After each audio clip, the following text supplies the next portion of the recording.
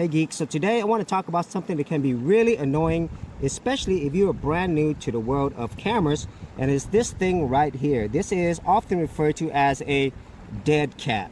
And I know this sounds really weird. I kind of thought the same thing, but this is quite often referred to as a windscreen, windshield, or in this case, a furry windscreen because it has this whole furry material. And what this allows it to do is it helps to prevent a lot of wind noise and also some pops and so forth. And so this is a great and must-have tool, especially if you are outdoors like myself.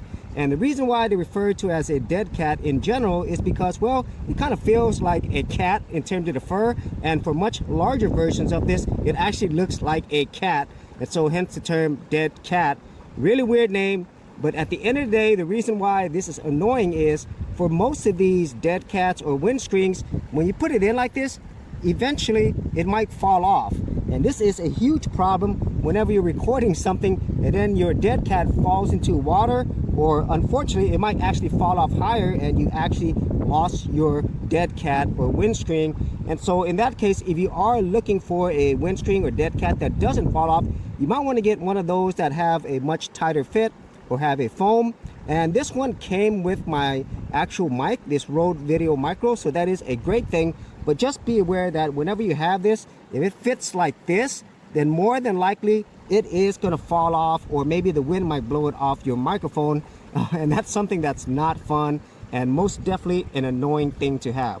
So if you actually had any thoughts on this, be sure to leave in the comments here below, and I'll see you on another episode. Hey Geeks, if you are a brand new creator and you simply want something easy to get you started, well, I got something for you with my Creator Starter Kit. This is a super simple step-by-step guide that's going to take you from having no channel to developing your very first YouTube channel, along with ideas, thumbnail designs, and other creator tips, including marketing.